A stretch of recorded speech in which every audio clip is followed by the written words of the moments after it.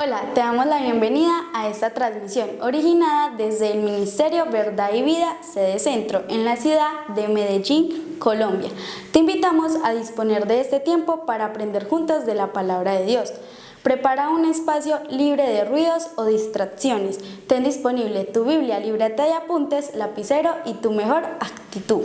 Y no olvides compartir esta transmisión para que el mensaje llegue a muchas personas. Encuéntranos en Facebook y YouTube. Activa la campanita de notificaciones para que estés enterado de cada una de nuestras publicaciones, que creemos será de mucha edificación para tu vida. Dios te bendiga. Y bueno, ya vamos a comenzar nuestra predicación a esta hora. ¿Les parece? Segunda carta a los Corintios, vamos a mirar capítulo 8 y 9. Vamos a unir estos dos capítulos con una idea central que encuentro allí en estos pasajes. Capítulo 8, versículo 9 y 10. Segunda carta a los Corintios, capítulo 8, versículos 9 y 10 dice: porque ya conocéis la gracia de nuestro Señor Jesucristo, que por amor a vosotros se hizo pobre, siendo rico, para que vosotros con su pobreza fueseis enriquecidos. Y en esto doy mi consejo, porque esto os conviene a vosotros, que comenzasteis antes no solo a hacerlo, sino también a quererlo desde el año pasado. Ahora pasamos al capítulo 9 y vamos a leer todo el texto del capítulo 9 de la segunda carta a los Corintios, que dice: cuanto a la ministración para los santos, es por demás que yo os escriba, pues conozco vuestra buena voluntad, de la cual yo me glorío entre los de Macedonia, que acá ya está preparada desde el año pasado, y vuestro celo ha estimulado a la mayoría. Pero he enviado a los hermanos para que nuestro gloriarnos de vosotros no sea en vano en parte, para que, como lo he dicho, estéis preparados. No sea que vinieren conmigo algunos macedonios y os hallaren desprevenidos. Nos avergoncemos nosotros, por no decir vosotros, de esta nuestra confianza. Por tanto, tuve por necesario exhortar a los hermanos que fuesen primero a vosotros y preparasen primero vuestra generosidad antes prometida, para que esté lista como de generosidad y no como de exigencia nuestra. Por esto digo: el que siembra escasamente también segará escasamente, y el que siembra generosamente, generosamente también segará. Cada uno dé como propuso en su corazón, no con tristeza ni por necesidad, porque Dios ama al dador alegre. Y poderoso es Dios para hacer que abunde en vosotros toda gracia, a fin de que, teniendo siempre en todas las cosas todo lo suficiente, abundéis para toda buena obra. Como está escrito: repartió, dio a los pobres, su justicia permanece para siempre. Y el que da semilla al que siembra y pan al que come, proveerá y multiplicará vuestra sementera y aumentará los frutos de vuestra justicia, para que estéis enriquecidos en todo, para toda liberalidad, la cual produce por medio de nosotros acción de gracias a Dios. Porque la administración de este servicio no solamente suple lo que a los santos falta, sino que también abunda en muchas acciones de gracias a Dios. Pues por la experiencia de esta administración glorifican a Dios por la obediencia que profesáis al Evangelio de Cristo, y por la liberalidad de vuestra contribución para ellos y para todos. Asimismo, en la oración de ellos por vosotros, a quienes aman, a causa de la sobreabundante gracia de Dios en vosotros. Gracias a Dios por su don inefable. Padre, damos gracias en esta mañana, en esta oportunidad, por permitirnos escuchar tu palabra, y que ella, Señor, sea en nuestra vida la directriz. Hoy puedes hablarnos a nuestras necesidades, a este punto de nuestra vida, y Señor, asumiremos también nuestras responsabilidades, y gracias por hablarnos con amor. Amén. Dios da, entonces ¿qué? Yo también. Mirando un contexto general de todo este capítulo 9, encontramos que Pablo, a pesar de que los corintios había tenido con ellos un lío y ya se había solucionado el problema, siempre confiaba en ellos, siempre confió en ellos. Y había pasado un tiempo enseñándoles acerca de lo que era la ofrenda, y en el caso especial la ofrenda para los santos. Allí nos estaba hablando de otra clase de ofrenda. Esa otra clase de ofrenda se daba normalmente como algo cotidiano. Los diezmos y las ofrendas generales, esta era una ofrenda especial, solo para un caso de los judíos que estaban necesitados en Jerusalén. El asunto era que ellos, los de Corinto, estaban muy alegres de poder participar en esta ofrenda. El problema era que estaban muy emocionados al principio, pero habían olvidado el asunto en el transcurrir del tiempo, porque ya había pasado casi un año sobre esa propuesta. Entonces Pablo, con un estilo un poco peculiar, no solo les dijo: vamos, iglesia, hagan lo que prometieron, cumplan, sino que utilizó el entusiasmo de esta gente de los corintios, ese ánimo, para decirle a los de Macedonia también, porque los de Macedonia, pues, cuando escuchan esto de los corintios también se motivaron, y eso fue ¿cómo se diría? Él se motivó, entonces nosotros también nos motivamos, y él los coloca así de ejemplo a los corintios y a los macedonios para que cada uno se anime. Y esa es una situación que hacemos siempre nosotros cuando ponemos y comparamos a alguien, para que se anime, no para ridiculizar, sino para que motive, y eso fue lo que hizo Pablo. Y Pablo aquí no se podía relajar sobre este asunto. Sabía que los corintios habían comenzado con muchas ganas, con mucha energía, sí, vamos a prometer, vamos a dar, pero se habían desinflado un poco y las ofrendas ya no estaban fluyendo como estaban antes. Así que, preocupado de que eso no se diera y que no llegaran listos con la ofrenda, entonces, para que no quedaran mal, lo que hace Pablo es enviar a Tito y a otros 2 amigos de la iglesia para que los empujaran un poco con esto y los animaran para dar la ofrenda. Y no quería que cuando él llegara, Pablo llegara allí, los corintios se avergonzaran por no estar preparados, es decir, que ya tuvieran la ofrenda y él no tener que pedir, sino que se la entregaran de una vez para él llevarla o enviarla a los de Jerusalén. Esa fue la idea. Esa fue una jugada, digámoslo así, inteligente de Pablo, porque manda a Tito y a estos 2 amigos a motivar a la iglesia con el ánimo que tenían, pero como se habían desinflado, entonces eso fue una jugada de él. También es para que no lo estuvieran catalogando de avaro o que les estaba exigiendo dinero. Él dice: no, yo no les estoy exigiendo, pero les estoy pidiendo que lo hagan. Y pone de ejemplo a los corintios y pone ejemplo ahí a los macedonios, entre ellos mismos. La clave aquí era que Pablo quería que las ofrendas no fueran una carga, sino que fuera algo voluntario, de algo que nace del corazón, y eso era lo que él quería enseñarles. No una carga, cuando usted ofrende no sea una carga, sino una bendición generosa para todos. Era lo que él estaba como enseñándoles. Y Pablo usó precisamente lo que fue la confianza como motivación, y con esa sabiduría que él tenía, de esa manera evitó que los corintios lo defraudaran. Es decir, pone de ejemplo a ellos, a los de Macedonia, manda a Tito, a otros 2 amigos para que los animen, y entonces ni ellos mismos se vayan a defraudar de esa manera. Eso fue lo que hizo Pablo entonces sobre esta situación, asegurándose de que su ejemplo no fuera un chasco para los demás. Es decir, ustedes prometieron pero no hicieron nada, entonces van a quedar en ridículo. Entonces los animó para que no fuera un chasco.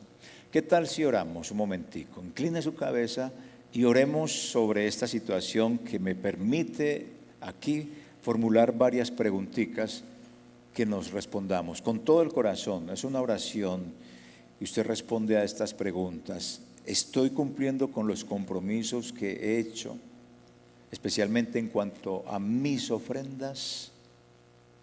Esa es una pregunta en oración para que usted ore al Señor.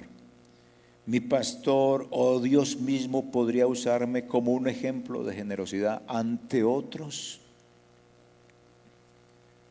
¿Cuántas veces he prometido algo y luego me olvido de cumplirlo?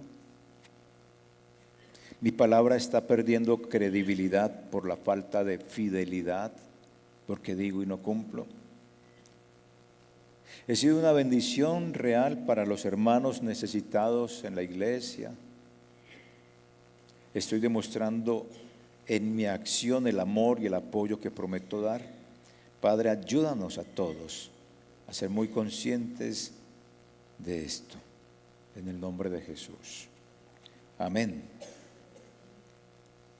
Ok, miremos entonces el primer versículo que leímos, segunda carta a los Corintios, capítulo 8, versículos 8 y 9, porque aquí lo que Pablo nos está haciendo es algo así como, pero no es teología de la prosperidad, es algo así como el trueque divino, de rico a servidores, el trueque divino, ese fue el trueque de Dios, de ricos a servidores, y si es un trueque de Dios, vale. Lo que no vale es el trueque del hombre, que el trueque del hombre es lo de la teología de la prosperidad, que ya se los he enseñado siempre, no lo vayan a hacer, que yo doy al Señor 10,000 pesitos, 2,000 pesitos, 5,000 o 100,000, no sé, pero que el Señor me haga un milagro. Eso no es bíblico, no es bíblico. A algunos les ha surtido el efecto y Dios hace el milagro en su infinita misericordia, pero no es bíblico, entonces no se puede vivir como tal. Si es un asunto suyo con Dios, ya, pero no se puede enseñar como bíblico. Pero aquí el trueque es divino, de ricos a servidores. En esos versículos tan importantes donde dice, porque ya conocéis la gracia de nuestro Señor Jesucristo, que por amor a vosotros se hizo pobre siendo rico, para que vosotros con su pobreza fueseis enriquecidos. Entonces Pablo dice, yo no busco imponerles nada, no, sino evaluar la sinceridad del amor que ustedes han dicho, que han tenido y la entrega. Y los compara entonces, como ya le dije, con los de Macedonia. Pero la mejor ilustración, aparte que los ilustra, vean, los de Corintios tan bondadosos, los de Macedonia también, entonces los compara para que se animen. Pero la mejor ilustración que pone es la de Cristo. La mejor ilustración es esta. Jesús, siendo rico, se hizo pobre por amor a la humanidad, para que a través de su pobreza los demás recibieran bendición. Este sacrificio es un ejemplo de un trueque increíble. Es un trueque que deja un alto estándar, es decir, nos pone una vara muy alta. Nos pone una vara muy alta, es decir, una meta muy alta para cumplir. Vamos a tratar de mirar rápidamente todo esto. ¿Qué quiere decir que Jesús es rico?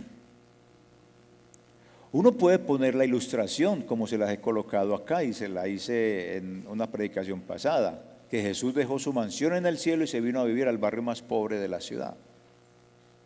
¿Cierto? Esa ilustración está bien, no hay ningún problema, pero rico sí quiere decir eso. Rico realmente está hablando es de su eternidad. Jesús es eterno, esa es la riqueza. Antes de convertirse en un hombre, su riqueza es la eternidad, siempre ha existido, su gloria siempre ha existido. Pero se hizo pobre para darnos la riqueza espiritual. ¿Cuál es la riqueza espiritual? La eternidad, su salvación, la eternidad a través de su salvación. Entonces, la riqueza de Jesús consiste en que Él existía como Dios, antes de nacer como hombre, antes de encarnarse. Siendo rico, Él era así.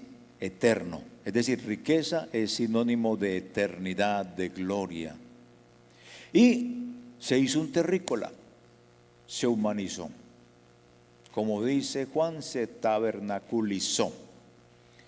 Él eligió hacerse el más pobre de los pobres, sometiéndose a la ley que existía en ese momento, a las normas, la ley, y a sus consecuencias. ¿Y cuál era la ley y cuál era la consecuencia? Que el hombre que peque, ese hombre debe de acercarse al Señor, hacer unos sacrificios, pero esos sacrificios no lo van a salvar. Para salvarse ese hombre necesita de un sacrificio supremo, y ese sacrificio supremo era Cristo. Y esa era la ley a la que se sometía Jesús. Miren, su eternidad para hacerse un terrícola, un humano, y venir y morir. Venir y morir.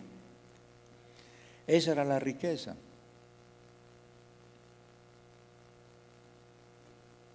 Jesús hizo algo que fue radicalmente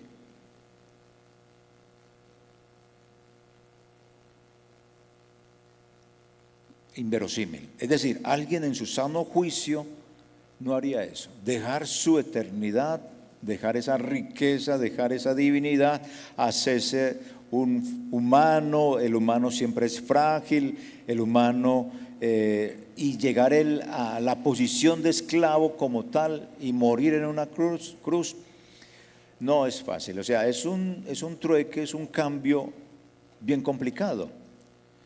Su sacrificio culminó en la cruz por todos nosotros, para que nosotros pudiéramos enriquecernos espiritualmente. Pablo entonces presenta este sacrificio como el acto de generosidad, es decir, él compara la generosidad con el acto de la generosidad de Dios dar a su Hijo. ¿Sí ve lo importante y lo teológico de la generosidad, del dar? Pablo lo compara con lo que hizo Dios. Siendo rico, es decir, su eternidad, vino a ser un hombre terrenal para morir. Esa es la riqueza. No es que es el dueño del mundo, sí, es el dueño del mundo, pero aquí lo compara. Los de Macedonia están muy entusiasmados. Miren los de Corintios también están muy entusiasmados, entonces se los presenta para que se animen. Pero el máximo ejemplo es, mire, la mayor generosidad que se puede ver es en el acto que Dios hizo, dar. Entonces la clave está ahí en eso. Intercambió su lugar con los pecadores. Jesús se dio por nosotros, porque nosotros por ley no podíamos ser salvos. Él se sometió a la ley, morir por nosotros. Ese es el mejor hecho. Intercambió su lugar con nosotros. Él soportó la agonía, soportó la desolación, soportó el castigo que nosotros merecíamos como humanidad caída. Entonces se hizo pobre, nuestra naturaleza, pobres espiritualmente. En el contexto de los corintios, los necesitados eran los judíos, los que estaban pasando el hambre, muriéndose del hambre literalmente en Jerusalén. Y teológicamente, como les dije, la humanidad entera somos nosotros los necesitados de un Salvador que nos libere de la condenación. Y ahí vemos de Jesús un derroche de amor al regalarnos la salvación. Fue un derroche. No estimó el igual a ser Dios. Y gracias a ese sacrificio, nosotros los pecadores, hoy ya redimidos, recibimos el perdón y somos hijos de Dios. Y ese fue un acto de generosidad, un acto de dar. Es un acto de gozo. Jesús derramó sus riquezas, su salvación sobre nosotros, ofreciéndonosla a través de su sacrificio. Es un regalo de vida. Ese es el mejor ejemplo de generosidad que Pablo entrega a la iglesia de Corinto y que es la que nos entrega hoy en día. Así que Jesús hizo un intercambio que nadie cuerdo lógico, pensante, haría. Por eso el Evangelio es el mensaje de la cruz, no es a la lógica nuestra. Se hizo pobre dejando su eternidad para hacerse mortal con el fin de que nosotros fuésemos enriquecidos. Pero ¿ricos en qué?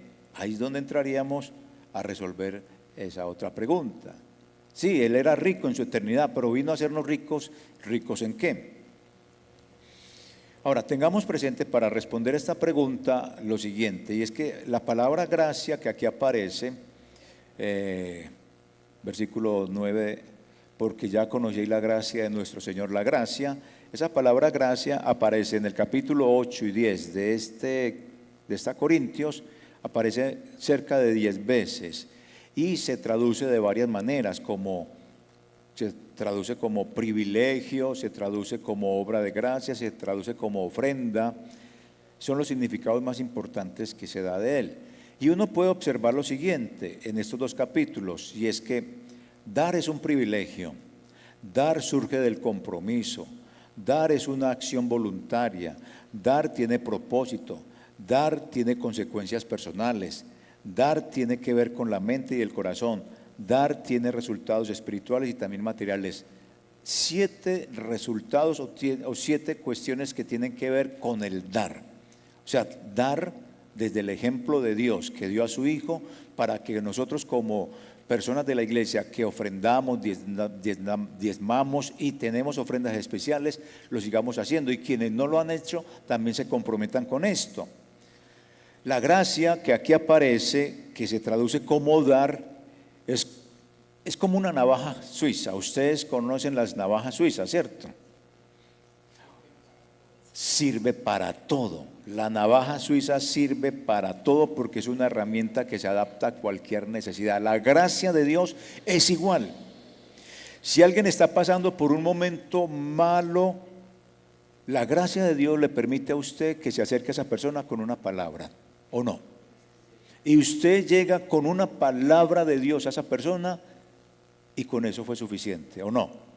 La gracia de Dios es como un cuchillo suizo, sirve para todo. La gracia de Dios no solo sirve para eso, un gesto de apoyo, un abrazo, ni siquiera a veces ni una palabra, sino que esté ahí presente, porque quizá no tengamos la solución, pero el estar presente, esa gracia de Dios sirve para esa otra persona. ¿No le ha pasado así a usted?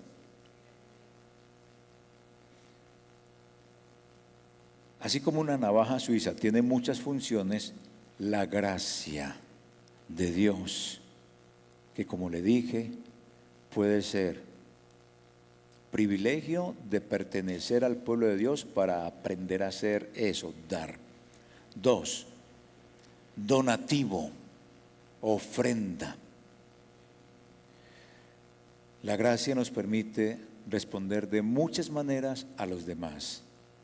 Esa gracia de Dios siempre es útil y lista para todo, sea con una palabra, sea con una ofrenda, sea con su presencia, sirve para todo la gracia de Dios. Ahora, multiplicando las riquezas en Cristo, ahí vamos a mirar cómo es entonces que Él dice, yo siendo rico, me hice pobre para que ustedes fueran enriquecidos. Ahí cómo vamos entonces, en qué o cómo vamos a ser enriquecidos. Lo leímos ahí, capítulo 9, y vamos a leerlo nuevamente, versículos 8 al 11. Dice, y poderoso Dios para hacer que abunde en vosotros toda gracia, ojo que está la palabra gracia, a fin de que teniendo siempre en todas las cosas, todo lo suficiente, abundéis para toda buena obra. Como está escrito, dio a los pobres, su justicia permanece para siempre, y el que da semilla al que siembra y pan al que come, proveerá y multiplicará vuestra sementera y aumentará los frutos de vuestra justicia para que estéis enriquecidos en todo para toda liberalidad. Léase por favor nuevamente, para que estéis, versículo 11, para que estéis enriquecidos en todo para toda liberalidad. ¿Vamos a ser ricos en qué? ¿En toda qué? ¿Qué quiere decir liberalidad? Generosidad. El enriquecimiento del cual está hablando Jesús no es el enriquecimiento material. No. ¿Ricos en qué? Ricos en servir y dar al necesitado. O sea, la teología de Dios es muy distinta a nuestra teología. Nuestra matemática es muy distinta a la matemática de Dios. Si pensábamos que nos va a hacer ricos en tener, como la teología de la prosperidad, dele 100,000 pesos al Señor, que le va a devolver, ¿cuánto? 1,000,000. Ok. No. Esta teología dice que Él nos hará ricos, pero ricos en servir y dar al necesitado. Así como lo hizo Jesús. Nosotros éramos necesitados espiritualmente. Envió a su Hijo Jesús para enriquecernos espiritualmente con su salvación. Un derroche de amor y de gracia por nosotros. Eso es un privilegio, el mejor regalo. ¿O no cree usted? ¿Quién de todos los que estamos acá no quiere entrar en esta maravillosa locura de generosidad? Dígame, ¿no quieren entrar o si quieren entrar en esta maravillosa locura de generosidad? Sí, queremos dar. Ahí es donde nos hace el ricos. Yo no sé si usted se desinfle con lo que le digo, pero esa es la verdad. Porque ya conocen la gracia de nuestro Señor Jesucristo, que por amor a ustedes se hizo pobre siendo rico, para que ustedes con su pobreza fueran enriquecidos. Y yo me quedé pensando en ese asunto y sigue uno leyendo en el capítulo 9 y encuentra que es que el enriquecimiento no es material, sino en qué, en lo que les acabo de leer, versículo 11, para que estéis enriquecidos en toda generosidad. Entonces le tira un baldado de agua fría al Señor a uno, sobre todo a los de la teología de la prosperidad. Yo recuerdo que aquí venían predicadores y ponían la sombrilla acá y traiga y meta acá. Y recuerdo que teníamos predicadores que nos hablaban de la llave del cielo y pacte con el Señor y tenga la llave, si no, no se le van a abrir las puertas de los cielos. Pura teología, prosperidad, que Dios me perdone y nos perdone a quienes enseñamos esa barrabasada, porque eso no es bíblico. Ese no es el enriquecimiento que Dios busca, sino que el enriquecimiento es que entendamos que la generosidad de Dios al dar a Jesús nos enriqueció espiritualmente. El hecho de enriquecernos espiritualmente, ser salvos, va a producir intrínsecamente en nosotros el mismo acto de Dios, dar con generosidad. Es eso. Y por eso Él no está obligando a nadie, Pablo no obliga a nadie a dar. Pero como somos salvos, por inercia, el dar es una cosa que se da, sin que esté obligado nadie a hacerlo, ni manipulado. Entonces, ¿ricos en qué? Como le dije, aquí está. Ricos en servir y en dar a quienes lo necesitan. Y no se trata de quedar pelados, porque algunos pensarán, pero es que me voy a quedar pelado entonces. No, pelado por ayudar. No, porque Dios siempre provee lo necesario para que vivamos tranquilos y sigamos compartiendo con otros. Y da dos principios muy importantes. Dice, teniendo siempre en todas las cosas lo suficiente. Es decir, cuando empezamos en la práctica de dar, Él dice dos cosas. Una, siempre van a tener lo suficiente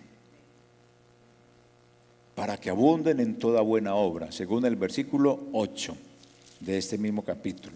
Versículo 8 dice, y poderoso es Dios para hacer que abunde en vosotros toda gracia, es decir, todo don, a fin de que, teniendo siempre en todas las cosas lo suficiente para que usted pague lo necesario, abundéis para toda buena obra, abundéis para seguir dando.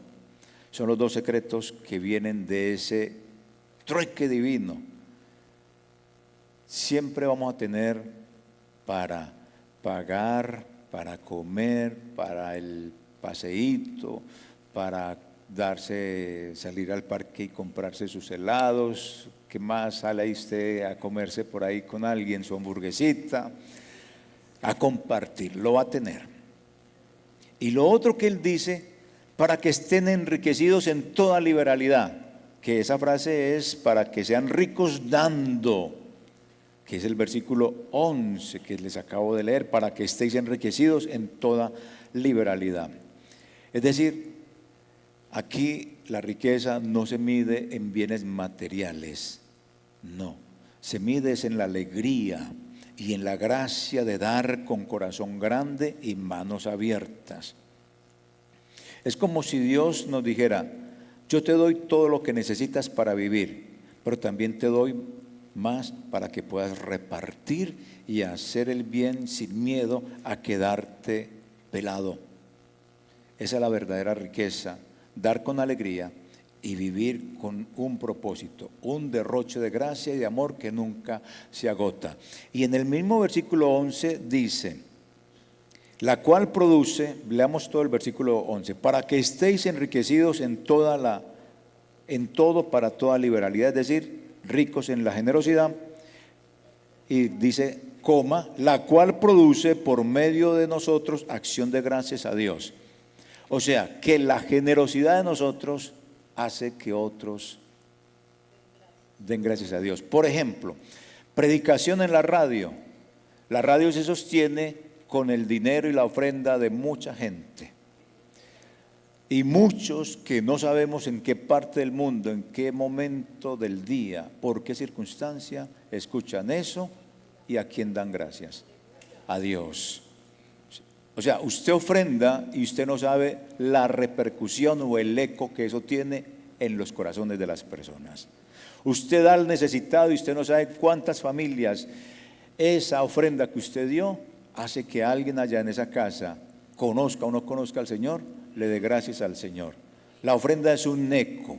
La obra redentora de Jesús de entregarse a sí mismo es un eco. Sigue todavía con el eco de salvar al mundo, de salvar a sus hijos, de salvar a su familia, de salvarlo a usted, de salvarme a mí. Sigue con el eco. Eso no se pierde. Y eso da gloria a Dios. Eso aumenta la gloria. Nosotros sí hacemos aumentar la gloria de Dios cuando ofrendamos en eso tan sencillo. Así que, mis hermanos,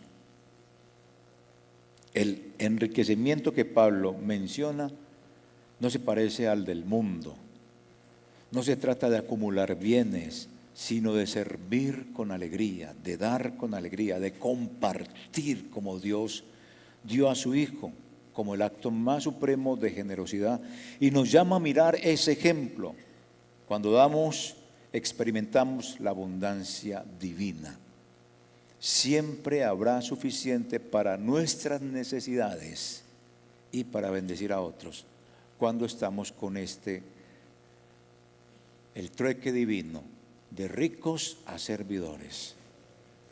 Siempre, hermanos, váyase de aquí pensando, siempre que yo doy, siempre habrá suficiente para mis necesidades y suficiente para bendecir a otros. Son las dos promesas del Señor y su gloria se va a extender. Vamos a mirar la siguiente imagen, o más que mirar la siguiente imagen, quiero ilustrarles todo este mensaje con esto. Imagínense, y ese mensaje se lo dio Dios una vez a mi esposa, entonces yo lo traje acá a colación. Imagínense esto, tiene usted dos canastas, como están ahí en la imagen, una en cada mano. En la mano derecha está la canasta de Dios, que es la que Él se encarga de llenar. En la mano izquierda está su canasta, y esa la llena usted, pero agarrando de lo que Dios pone en la derecha. ¿Sí o no? Porque usted no es autosuficiente y usted no es Dios. Ahora, de repente te vas a tomar algo de la canasta derecha y, sorpresa, está vacía. ¿Quién es el que da? ¿Usted o Dios? Y si te pones a pensar, ¿quién está en el control, como le dije acá, usted o Él? Pues la verdad, todo lo que tenemos en esa canasta es gracias a ¿quién? ¿A usted o a Dios? A Dios. Al final todo le pertenece a Él. Y si Él no pone nada en la canasta derecha, pues no hay nada para sacar de la izquierda y darle a los demás. Dios dice, mira, yo no pongo en tu canasta derecha, ni siquiera vas a tener para llenar la izquierda. Si yo no pongo en tu canasta derecha, no vas a tener para poner en tu canasta izquierda y darle a los demás. Así que cuando usted o yo damos, no es porque seamos un genio en conseguir las cositas, sino que Dios, que está llenando a usted en esa canasta, usted lo pueda dar. Ese es el trueque de generosidad, de ricos a servidores. La verdadera gracia es dar. Digámoslo así, es como un ciclo. Si tú das, si usted le da a la persona necesitada, si usted ofrenda en su iglesia para seguir predicando el evangelio, mire, usted obliga a Dios a ponerle en la canasta derecha. Digámoslo así, obligamos a Dios. Me parece muy atrevida la palabra, pero Dios va a dar, va a llenar esa canasta derecha. Y así no solamente va a tener para usted, sino también para bendecir a otros necesitados, a la iglesia que también pues necesita. Y aquí está la clave: ser ricos en dar.